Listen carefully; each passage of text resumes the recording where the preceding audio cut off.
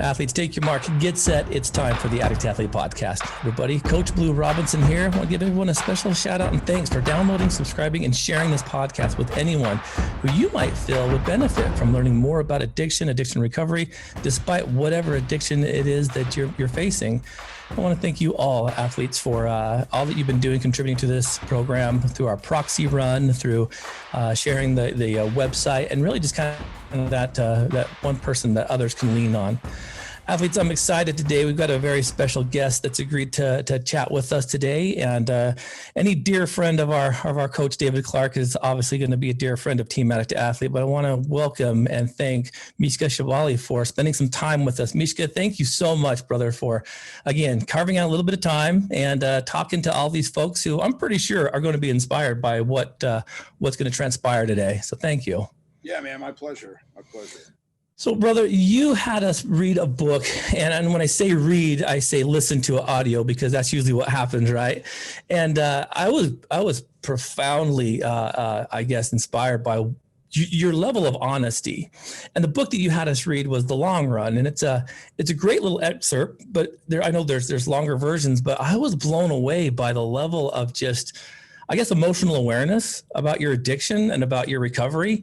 And if you don't mind, just want to touch base on a few things, because I really want the athletes to learn about you through investing in the time, not just listen to this podcast and thinking they have it all together. So we're going to spend just a little bit of time, if that's all right, just giving a brief background, because I think you go into it very deeply in the book.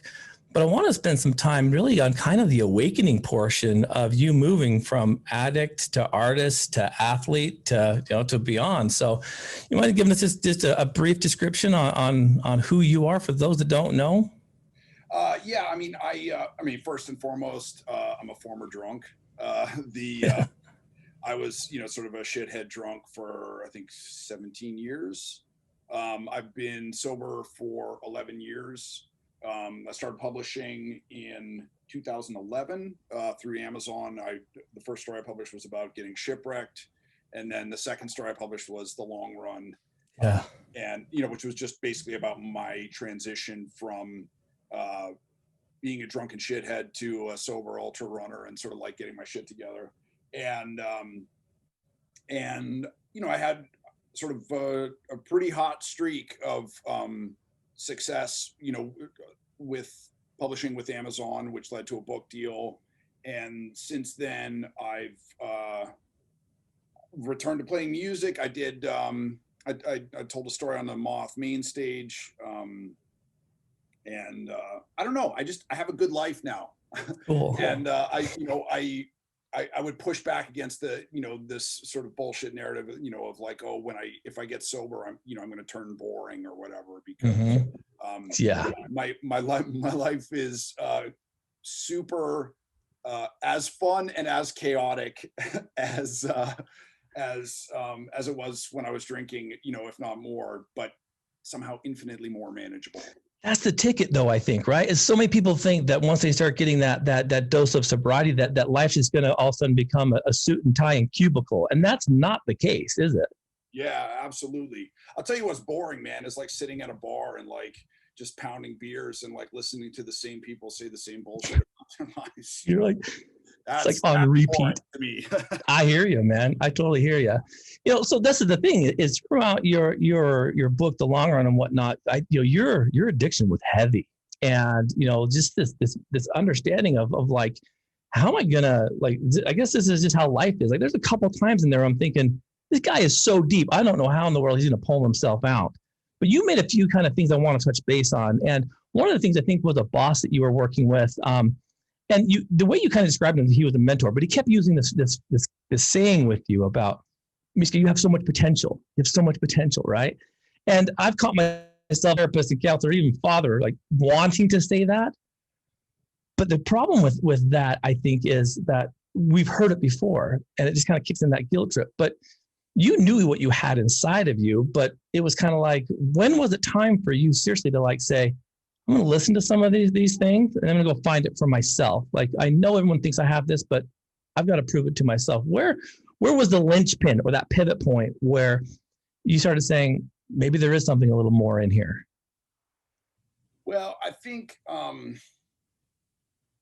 it's like you have to learn to walk before you can, before you can learn how, before you can run. Mm. And maybe like you need to be able to run before you can fly. And, for me being this, this like, sort of drunk, arrogant, self-hating kid, I was like, this is bullshit. Why can't I fly? Mm. Without ever having done the work to learn how to walk, to learn how to run, to, to take those steps. So, I mean, it's sort of a weird headspace to put yourself in, but I can say honestly that my whole life I had people telling me, oh, you're special. Never do that to your children. Yeah. I think that, having my dad ignore me as a kid was less damaging than having my mother tell me that I was special. Right. Ironically, the only time I was ready, that I was ready to like make a change in my life is when I finally accepted I'm not special. Mm. I'm Perfect. I'm a fucking barback. Yeah. And like I can barely hang on to this job, and I'm not better than everybody else. I'm just like a dumb druggy construction worker. Mm-hmm. And that was horrifying to sort of sit with that knowledge and to sit with that realization. But I was like, let's look at the data. Look at what you've done. You've done fucking nothing. Yeah. So you are just like anybody else. You're not special. And it was accepting that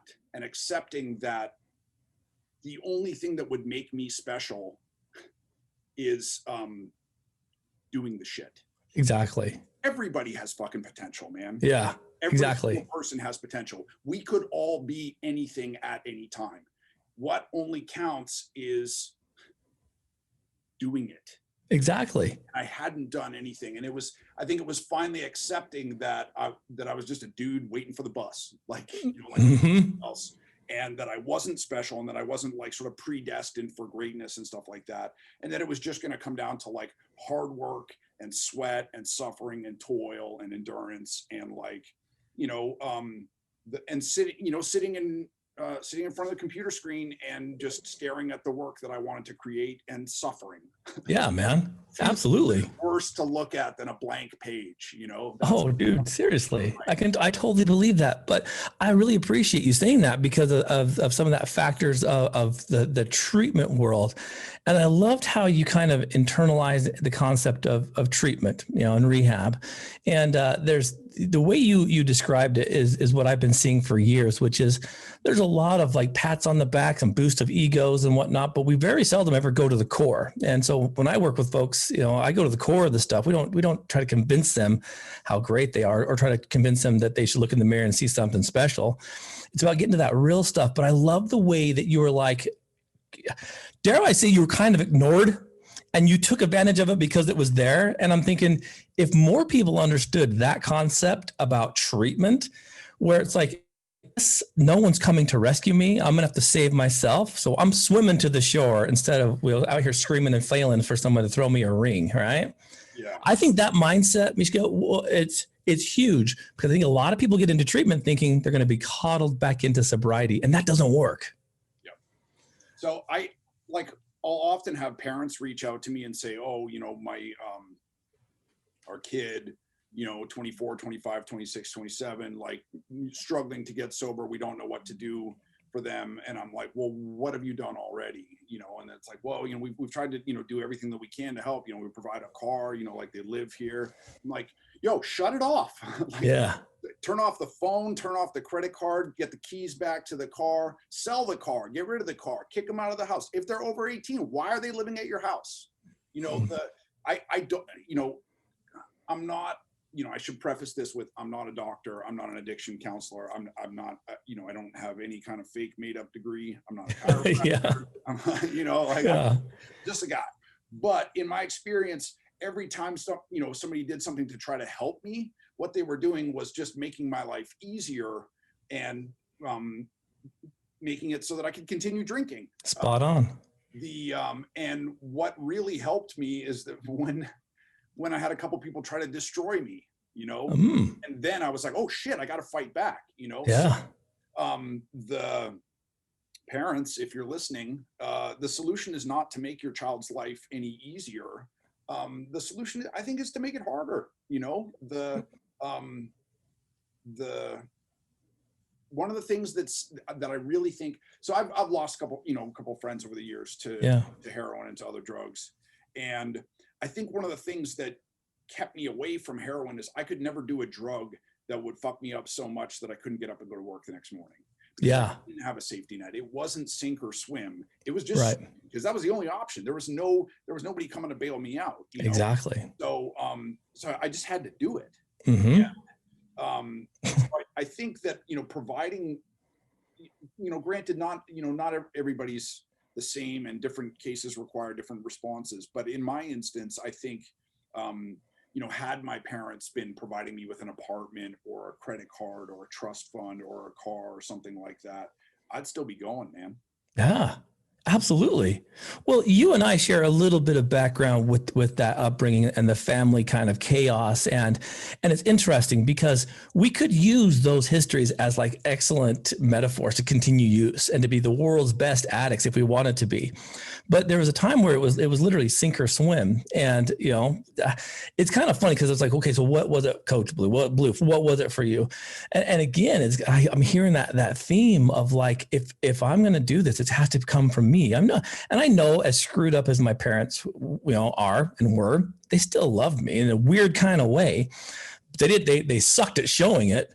But I'm like, I now as an adult can't use that as an excuse, because really that's all it is, right? Is excuses. And I think even adults, you find when adults kind of use those excuses to kind of like, I guess, validate that like that failure to thrive.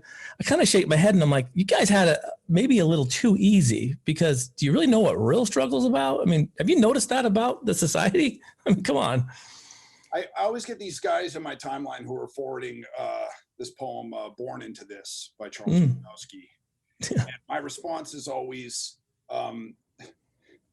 if you're intelligent and educated and articulate enough to read poetry and say, I was born into this, you weren't fucking born into it, man. You're not like an in Burkina Faso, like living on the streets. And, exactly. You know what I mean? Like, yeah, you're probably like a white male with some college education, and worst case scenario, like you can fucking flip burgers, or you can deliver pizzas or something. There's something that you can do. So you weren't born, you chose this. And what's more, you revel in it. If you're sharing Charles Bukowski poems, then it's like you love the scent of your own failure.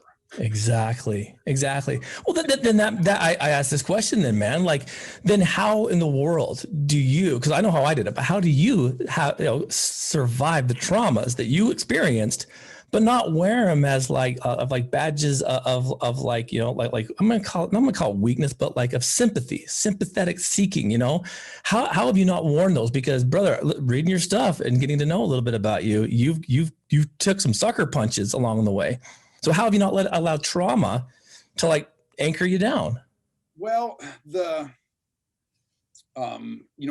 isn't some kind of like grief contest to see like who's lived through the worst thing or whatever. Yeah. But living in New York City actually really helped me a lot, because I had so many friends there who had been raped, molested, kidnapped.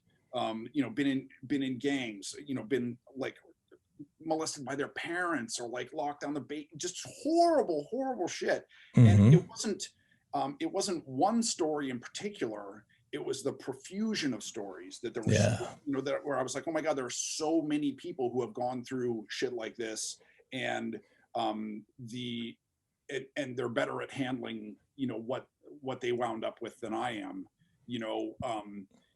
It may be time for me to just realize that like being a human being is hard, and it hurts, and that we all have like, a certain amount of pain that we're forced to deal with. And you just have to take it in stride, man. That you choose how to define yourself. And, do you want the good things in your life to come out of pity, or do you want to win them? Yeah. See, You want to spot on. you know? Yeah.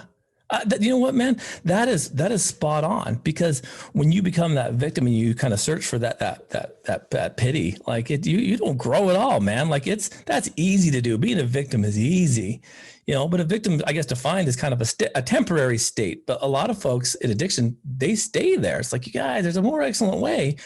Is that really how you boost your ego? Your esteem is self-pity. Like, man, you're spot on. But I think with that comes along that tagline of like, then who am I doing this for? Because I think at the end of the day, it's you've got to make up your own mind, make up your own decisions, either to climb out of the muck or to sink and to go down with the ship. I mean, I think that's what you've done to a certain degree. You've swam, you haven't just sunk. And to sort of shift metaphors too, that, that's one of the things that I come back to, like, so often, is that, like, you're walking through the woods late at night and you hear like a twig snap behind you. Right? Yeah. In that moment, if you turn and look, and you're like, oh, there's nothing there, or, oh, it was a raccoon or a possum or like whatever the hell. Yeah. Then it's nothing. But basically you turn to confront it, whatever it may be. If you hear that twig snap and you start running, it's the fucking worst thing. Oh yeah. It's a plague of zombies behind you. It's mass murderers. It's, it's just because your brain just does this thing, that, like, as soon as I'm getting a chill just talking about it. I can feel it. As soon as we make the decision to flee, your body fills with adrenaline, and you flee as if your life were in danger. Yeah. And it's just that thing of just turning. Like, you just have to just turn and say, no, I'm going to face this, whatever it is. And excellent. 9 times out of 10, 99 times out of 100, it's a fucking possum that made that twig snap, and not seriously a grizzly bear or something like that. It's something that's more afraid of you than you are of it. I love that, man, because I remember there was a time when I was training for a marathon, and I was out. The only time I could run is out at night, and so we're on this trail. It's like river woods, and stupid me, I'm listening to Stephen King's Salem's Lot on the phone, and I'm thinking, dude, I got home and I just freaking PR'd like the 5K, the 10K, and almost a half, and I'm like, all right, there's something up here, because I knew nothing was coming, but I'm like, it does. Your mind, if you let it go there, it'll create the most catastrophic, fear-based like monster that you ever had. And I think people that are afraid to face it, they always think it's that, but when they turn around, it really is just a possum. It's something small that they could overtake. It's a giant compared to what? I mean, that's an awesome metaphor, man. I like that. And there's another great lesson, like in the story that you just told too, which is harnessing negative emotion. Yeah. That, like, you in that moment, you harnessed your fear and your anxiety to crank out PRs. Yeah. And, like, we were talking about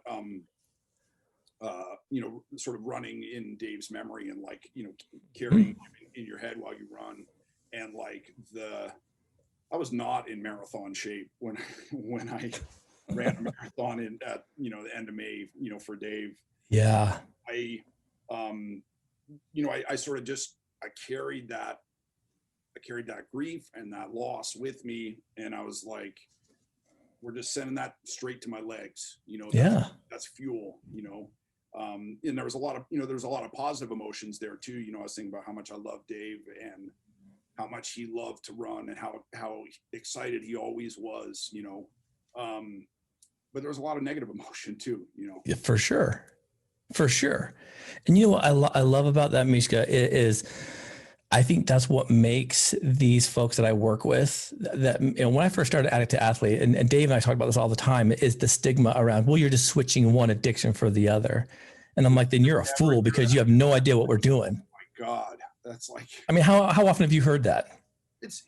I hear it all the time. It's the stupidest thing. And the people that I hear it from are like, Suzanne, who works at Dunkin' Donuts. It's like, yeah, that's not an assessment you're qualified to make. You're not a psychologist. You're not a psychiatrist.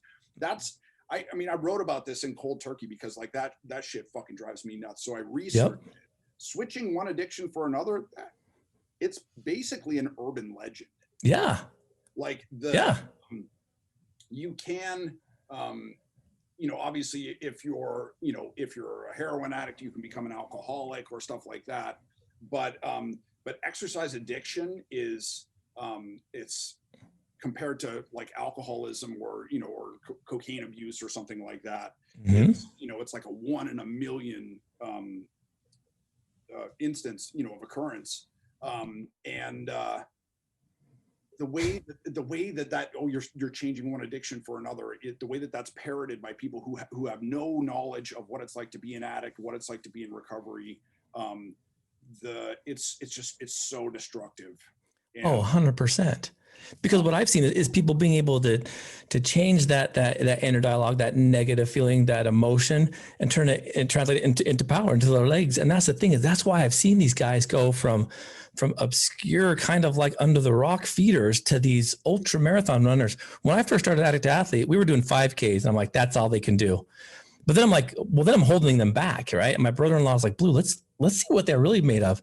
These guys can go out and run these runs, and because they know what pain feels like, and the pain in their legs, the pain in their heart, the pain of just like pushing does not even compare to the pain of waking up in the morning at some weird ass house with puke all over you and this throbbing headache. That's real pain. Or the pain of a jail door slamming behind them. That's pain. They can deal with this stuff out there. And I'd much rather them translate that power into the trail, than to surrender it in prison. Yeah, I hate this thing about the idea that that addicts or alcoholics are weak. It's like, man, we're the motherfuckers ever. Like, you ever gone and put in a 12-hour day with a tequila hangover? Like that's superhuman strength right there. Right there, bionic. Like running a marathon is nothing. It's nothing, And the other thing is like this, I want to totally tear this thing to shreds as much as we can, as many different ways as possible. If we can just prevent one person from saying, oh, you're exchanging one addiction for another. Perfect. So much of it is a question of framing, right? If people are like, oh, you're addicted to running, you're exchanging one addiction for another. If I tell you, last night I drank a substance and then I lay down and hallucinated and fast forward for 8 hours, you're going to be like, Mishka, are you okay? Like, no, I drank a glass of water and I went to sleep. Yeah. Yeah. There you go. To sleep and to dream is incredibly healthy and restorative. Your body shuts down if you don't do it. They're trying to frame the process of training for an Ironman or an ultra marathon or a bike race or something like that with the strength it takes to train for that, with the lack of strength that it takes to go and open a Miller High Life or happy hours, and they're completely opposite things, Spot on. With drinking, you take the pleasure up front and you take the pain afterwards. With running, you take the pain up front and you get the pleasure afterwards when you're allowed to stop running. Brilliant. And I've never thought of it that way, but you're absolutely right. That is the cause and effect right there. For me, man, running is the fucking opposite of addiction. That's how you destroy addiction. You go in and burn it out, man. I've seen it. I've seen that for the past 10 years now since we've been doing this. And it was funny because as I first started, I'm training these 5 athletes and we're running, and they're just spewing all this stuff that they never told me in my office. And I'm like, how are you guys out here telling me all these emotional like turmoil problem, all this stuff, all this baggage? Yet in my feng shui office, like you're just staring at the floor. And I'm thinking it's because we got to be moving. We've got to get it out. They feel safer out in public on the street talking to me about the stuff that happened than in my amazing dimly lit office with with music and bubblies in the back. It blows my mind. And so when we think we limit that and we're like, you're just cross addicting, it's like, you guys are not seeing the reality of what's going on. And you're right. That's mostly coming from people that are sedentary. They're not moving. Yeah. Yeah. And they often have no experience with addiction, and they have no experience with exercise. Yeah. And they have no experience with transformation. The other thing is there is hard science to back up what we're talking about here, what we're observing. One thing is obviously when you're when you're exercising, you're increasing your blood flow. You know, so you are actually thinking and moving, you know, intellectually, you're moving faster. There's more oxygen flowing through your bloodstream, you know. Whenever I get stuck with something writing, I always solve those problems on the run. Perfect. And then there's a mental thing that happens too, where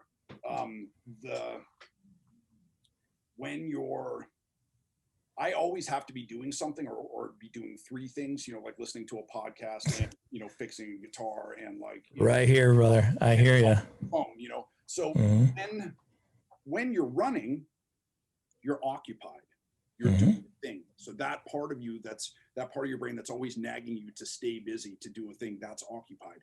Yeah. And because your body is occupied, and you have all this, the increased blood flow, the increased oxygen, you know, going to your brain, that then it's like you're free to daydream, to analyze stuff from your past, to give sort of like a longer focus to problems, whether it's a narrative problem of like, well, I'm writing this screenplay and I don't know what these characters do here, or do I forgive my father or cut him out of my life? You know, spot on.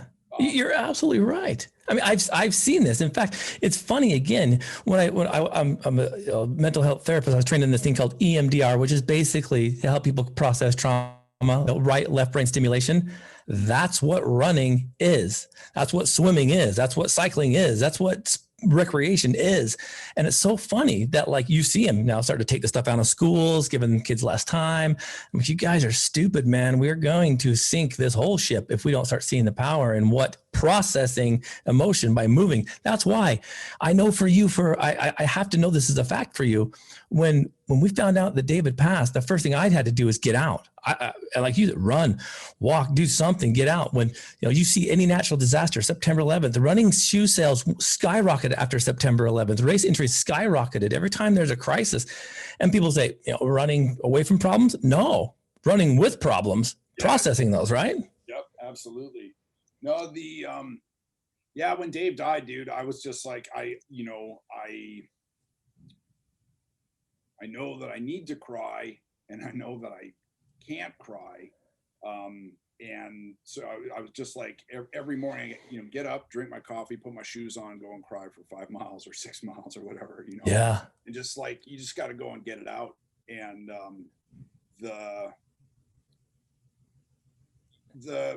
are you familiar with the Schrodinger's cat paradox? No. So fill me in. So basically, there's a I thought of this on the run. So Schrodinger's cat is if there's a cat in a box, it's either alive or dead, but you can't see into the box.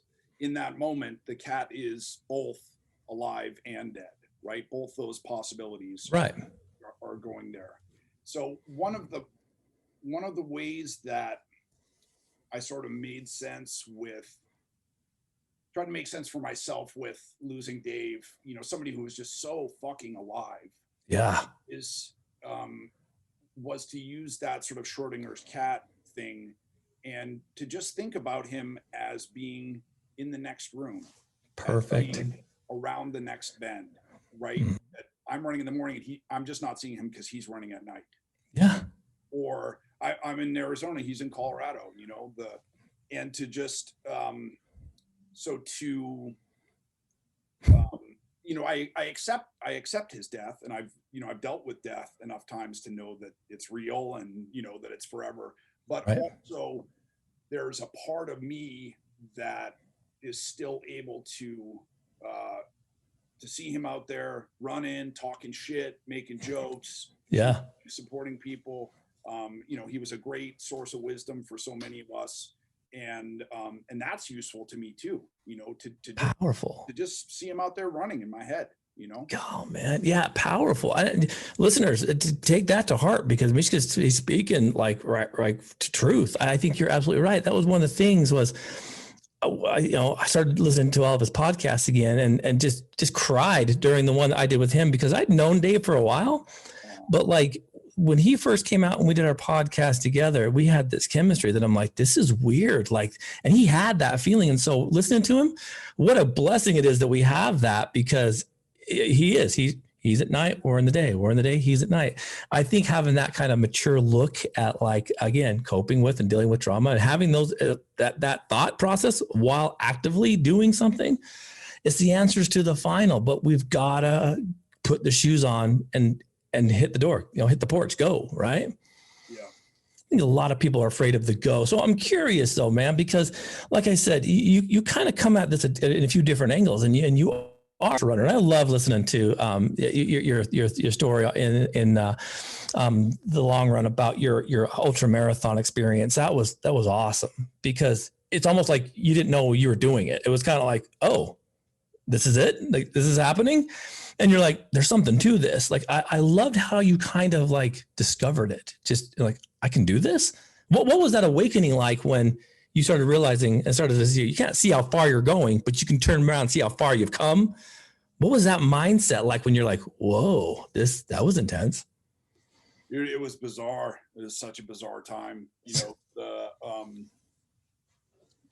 I remember when I was like 17, a guy I was working with told me this story about, he had dreamed that he was flying or something. And then in the dream, he like looked down and he wasn't flying, but he was like levitating like 6 inches off the floor, and it was sort of like that kind of moment where I was like doing a thing and I was like, this is impossible what I'm doing. Like, I can't do this, and then I was like, well, no, I mean, I ran whatever 4 miles or something, and people run like, marathons and shit. Yeah. Like, what I'm doing isn't that crazy. But then it was like that moment of looking down and seeing that my feet weren't touching the ground. Yeah. Like, yo. Whoa. Yeah. If I'm levitating 4 inches, I'm not gonna save any lives by doing that, but it's still fucking magic. It's amazing. Yeah. It proves that you can fly. It proves that all that shit that I told myself that it was all, all the stuff that I said, whoa, that's impossible, I can't do that or whatever. Yep. It proves that I was wrong. And if I can do this, well, what else? Myself that I couldn't do that I can do, Dude, I miss that time in my life so much. I hear you. It really kicked my, early sobriety really kicked my ass. And I just remember like, mornings or moments of like just being poisoned with rage, of like where you stub your toe or knock over a cup of coffee and you're like, man, hates me and fuck the world and all exactly. That. And just to be like shaking with rage, but also at the same time with like that rawness, there was this thing of like, man, I ran 4.5 miles. That's the longest I've ever run in my life. I ran 5 miles. That's the longest I've ever run in my life. I ran 6, you know what I mean? There's all those two. And now I'm like, well, I got my 5 miles for today done, or I got 3 today. Hopefully I'll get 5 tomorrow, but love it. It's all about like recalibrating your brain. I mean, we've talked about 6 different tricks here so far to like try to, John Joseph calls it the enemy mind, to try and trick that enemy mind or just distract it. Just be like, just look over there, man. Yeah. I got work to do. Just, go look over there. Dangle the keys over there. Well, I love that. But so again, cause I think there's a lot of levels to you. Like there's that, but then there's that portion of that creator side, that artist part of you. And I think that's amazing, man, because when I started Addict to Athlete, it was to get them moving. There was nothing else in my community other than 12-step groups. And those are great, but like, they have their limitations. And so when I started Addict to Athlete and started being non-anonymous and getting people out there to share their message, when we got hammered by the 12-step community, oh, you're doing it wrong, you're going to hurt them. And like, you guys are stupid. Like, that doesn't make sense to me, because in 2020, anonymity kills people, right? Yes. And so we took it to the next level, which was the Addict to Artist program. And I had no idea how intense this was going to be, because when you're out running, people, they oh, you didn't PR, big deal. But if you finish, you're going to get kudos. But when you are an artist and you have something out there where someone can look at it and critique it and be like, well, that's not art. And then they can kind of, you're putting your soul into this and you're hanging your soul in display, but they're criticizing it. It's like, it's a hell of a lot more damaging, man. And I thought there's a lot more courage in the artist part of this program than there is in the athletic part. And I thought, how did you do that? Because you know what? I shouldn't do this, but when we read comments, we see the trolls out there. Someone was giving you a crap review on your books, and I'm like, you're a freaking idiot. You're missing the whole point of this. But it's like, you put yourself out there. How do you, Mishka, how do you avoid jumping into that negative pool with the people that they don't get it? Because it's like, it may not be your cup of tea or whatever, but like, I'm putting this out there, man. Careful, like when my artists do that, I have to really prepare them. Like, okay, you may not sell this. Doesn't mean you're a bad artist. It just means that it's going to somebody else at a different time. Does that make sense? Yep. So I still have in my cell phone, I don't remember her name, so I don't know how to find it or delete it. I still have in my phone the cell phone number of the first person to ever give me a 1-star review on Amazon. Wow. Because I was like, fuck you. And I Googled her name and like her address address in Clearwater, Florida, or whatever the hell it was. Uh-huh. Like it's got to be in Florida. Yeah. With her, with her cell phone number, and I put it in my phone. And so we all have moments of weakness, where, but I teach a writing workshop at Yale in the summer. And nice. One of the exercises that I do is the first day I have a handout, and if I have 8 students, I have 9 reviews, and then we go around the table and each person reads one of those, and they're one of my 1-star reviews from Amazon, where I take out the specific information so people don't know that they're about me. Mm-hmm. Each go around the table and they read reviews about, this writer should be sterilized so no one with his genetic material can ever write anything ever again. Man. Fucking hardcore shit. Yeah. Like, this book was so bad I barfed, And then so we go around the circle, and then I'll read the last review in which my identity is revealed, and it's revealed that these are all critiques of my work. And then I tell my students, fuck them. Yes. That's at Yale. I love that, Mishka. That's genius. All those 1-star reviews bought a house for my mother, and not everybody is going to get everything that you do. And fuck them, Exactly. Don't let them stop you. Don't let them slow you down for a minute, and like the other thing is that, like, what's something that everybody likes, like vanilla ice cream? Is that what you want to be in your life? Yeah. No, like be hot sauce. Spot on. Or something that people have a strong opinion about, that said, yeah, I'm still now 11 years sober. When I go and look at my links, I don't read my reviews anymore. But like, if I'm sending a link to somebody of a work or something, it's always the fucking 1-star reviews that come up first. It's always the 12-step, the 12-step, dogmatic folks who want to tear me down. Oh yeah. And yeah, it still hurts, but like, I don't have time for that.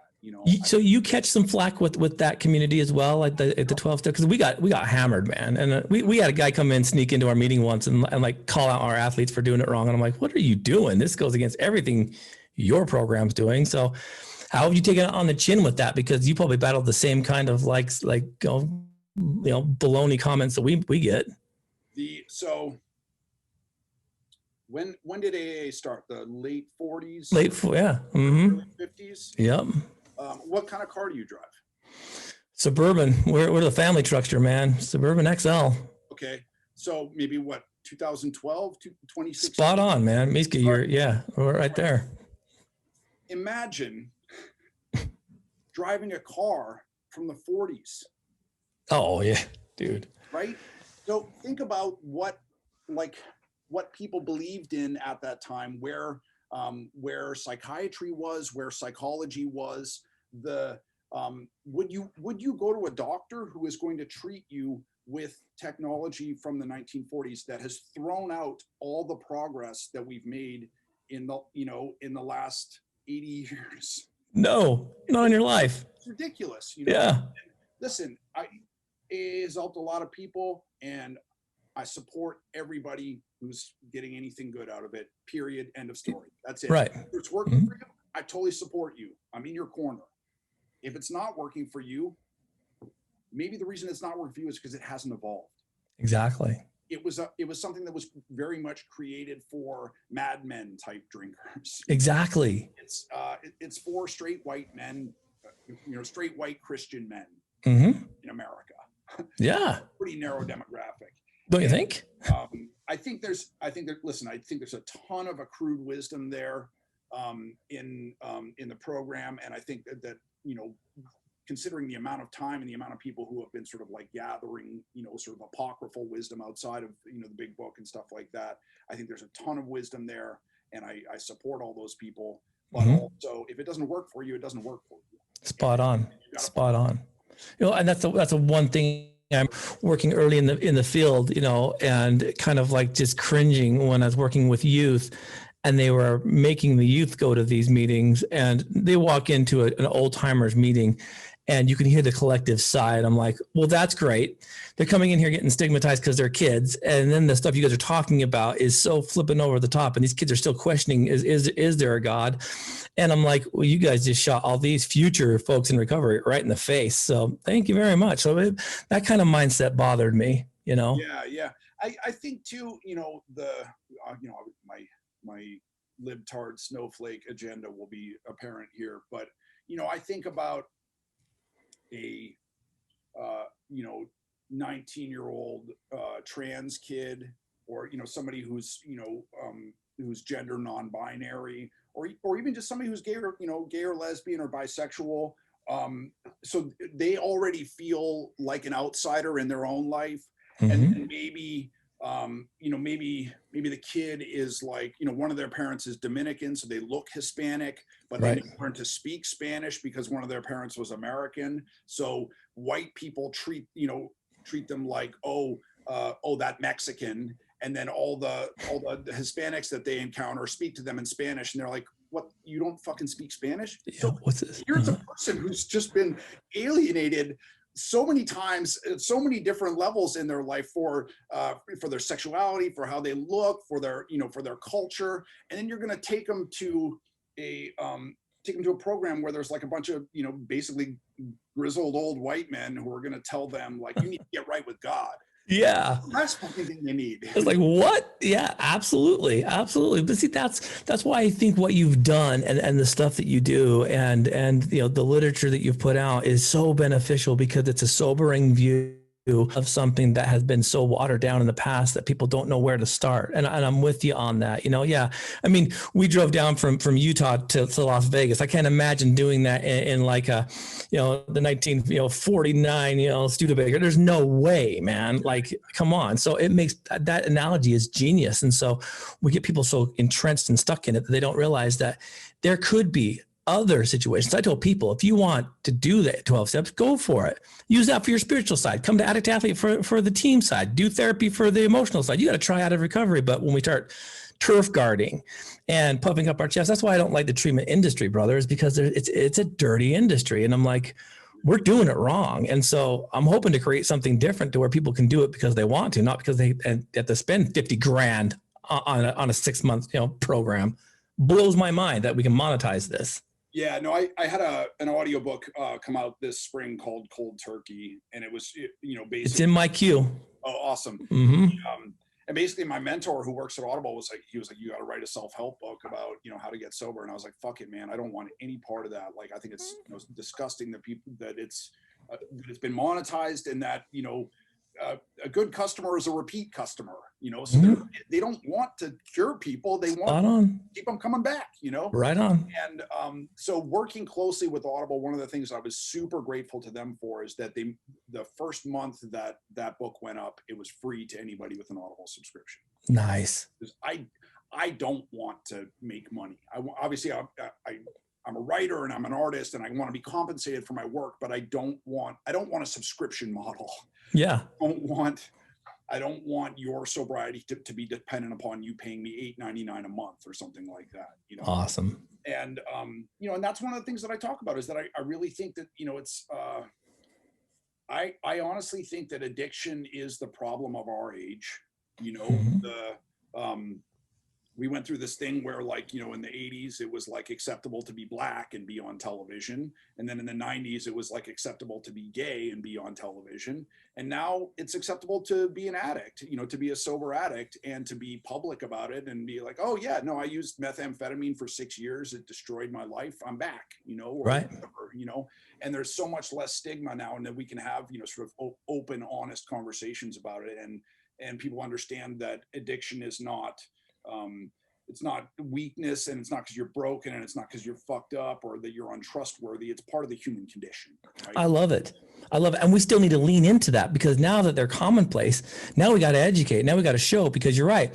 You know, African Americans on TV in the 80s, what's going on right now in our country, you know, gay and lesbian, look what's going on. And so addiction. So it's like, okay, so you're out there, but now let's keep going. Don't just go out there on a stage and do a bow. Let's get things moving, because if not, it could be a whole nother, like, you know, cycle of just like, well, yeah, you're out, but are you really clean? You know, so I'm with you on that, man. I think that we've got to do a lot better job of like helping the individual and not the bank account. I think that that's going to be the downfall of all this. When insurance companies crossed over into mental health and they said mental health is now an addiction, they screwed the pooch on a lot of that stuff, because people now have to spend thousands of dollars what they can get for free, you know, at any meeting at noon.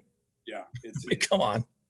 I'm with you on that, brother. You know, and I really think that, like, I don't know, to profit off of somebody's addiction, like, you know, I don't believe in any kind of afterlife, but if you do and you profit off people's addictions, you're going to hell. Like, Yeah, it's kind of a reversal. People, you know, it's just, I really think it's rotten. But one of the ways that I've been trying to frame it now for myself is to have a holistic view of my life and my past and my experience. So not to partition my life as, here's who I was before I got sober and all that shit's locked away and shameful and dark. Yeah. And then here's who I am now. And I you know, the people say, like, happy birthday when it's your you know, sober anniversary. Yeah.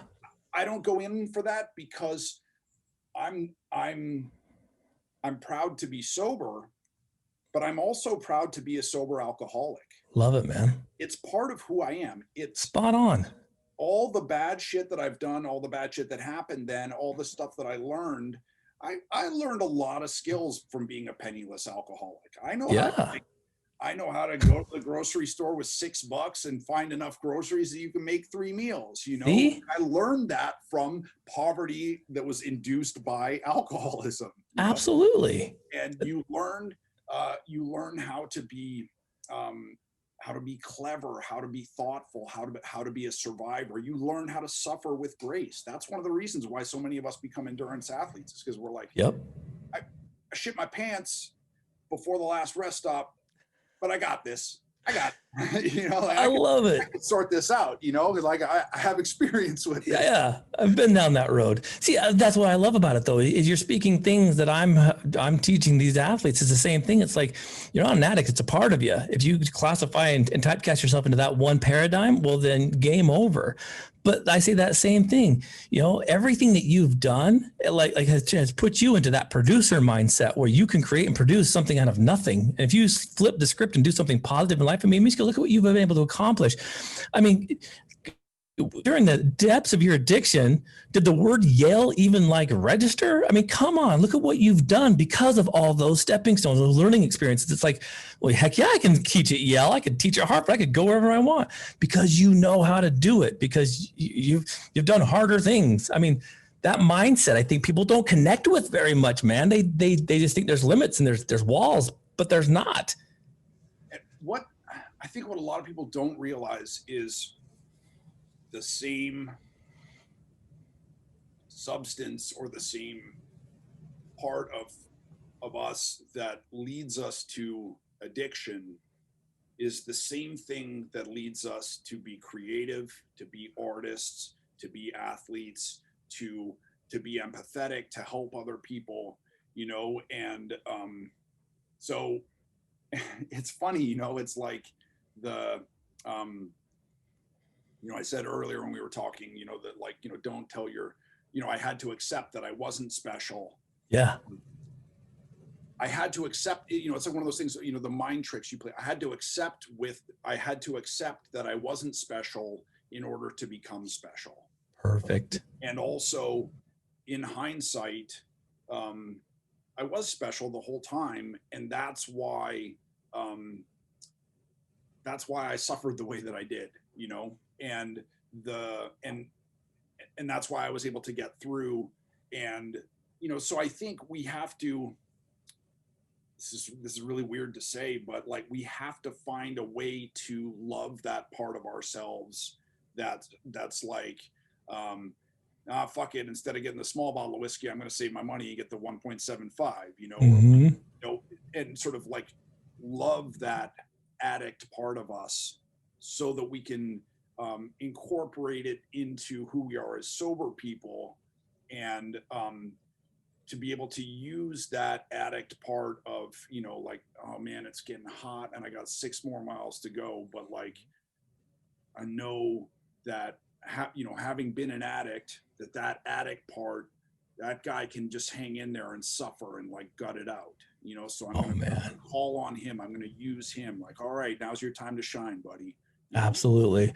Mishka, that's the mic drop, brother, right there. I mean, I cannot believe that we're out of time, because like I knew this was going to happen with you, just because I remember David talking about you a lot, and he's like, Blu, you would really like to meet this guy. And so I'm so happy that we were able to do this, man, because the things that you're doing they resonate within my heart. So they're going to resonate within this team, which is another torch to carry for, the addict who still suffers out there, that there's a more excellent way.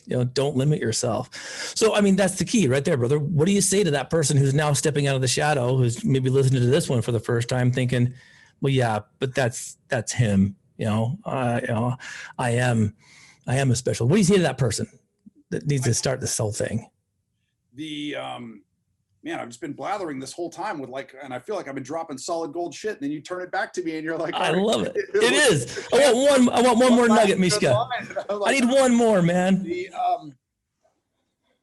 I would say that you got to reframe it. That I was able to do it isn't proof that you can't. It's proof that you can, that if I could do it, then fucking anybody can do it. Mm-hmm. And as long as you keep telling yourself that it's impossible, it will remain impossible. 100%. And also, once you make up your mind that it's possible, nothing will stand in your way. Man, nothing there that you can't overcome. See, you've got hidden gems in there, Mishka. We're barely scratching the surface here. Athletes, you've been so well fed, and I want you all to jump on here. We're going to put links into this podcast so you can jump on to Audible and to wherever you find your book resources. And I want you guys to check out Mishka's book, specifically Cold Turkey and The Long Run. And you've got albums out there. Get to know what Mishka's doing. You can feel his energy. You can kind of get that same heartbeat and rhythm that we remember with Coach Clark. It's still being carried on, and that's why we do these podcasts. Athletes are for you to kind of be that next beacon for the baton to be passed. And so, Mishka, thank you so much, brother, for spending this hour with this man. Like when all this is said and done, I would love to meet you in person and get you out here and talk to all these folks out here, because you've got a huge story. And again, like you said, any friend of David's a friend of yours. We echo that same thing. Like, it's a powerful relationship builder. This man has created these outlets and avenues in our life to connect guys like you and I. So thank you for spending the hour with us. I appreciate that. I want to give a shout out to Radio Ronin for all of their ability to help host Addict II Athlete's podcast on the Radio Ronin network. And until next time, athletes, go turn your mess into a message. I have one more thing. I'm going to tell you, keep going. Go for it. Give us another one. Tagged on, but if I don't horseshoe this in here, I'm going to regret it. One of the things that I try to do, and this is free. I have tons of shit that people can buy. Please buy a t-shirt, buy everything, because I can make a living too. But this is free, and this could be totally transformative. For the month of November, we're going to do a little challenge, which is November with 3 R's at the end, right? Reading, writing, and running. Half an hour every day. Read for half an hour uninterrupted with your phone off, not reading on your computer, not reading on your phone. Read a book. Read one of Dave's books, read one of my books, read any book. Run for half an hour, any pace, just half an hour solid and write for half an hour. Just put your pen to the paper and just move that until the timer goes off and the 30 minutes is up. Oh man. Something that small can change your life. Athletes, we're taking the challenge, and we'll be accountable to it. That's what I love about this team, is they're accountable to it. And it's cool because we're doing this Champions Challenge, and this will fit perfect into what they're doing right now. So athletes, Mishka's throwing out the gauntlet there. Let's do that. Let's get those 3 R's rolling. It's genius, because you don't know what you're going to be able to produce. And at the end of that month, what are you going to be able to create, right? You'll be stunned how far you can come in a month. All right. Hey, see, I told you, man, we could keep mining, brother. I tell you, we got to do this again. So now you've been well fed. So athletes, go turn that mess into a powerful message.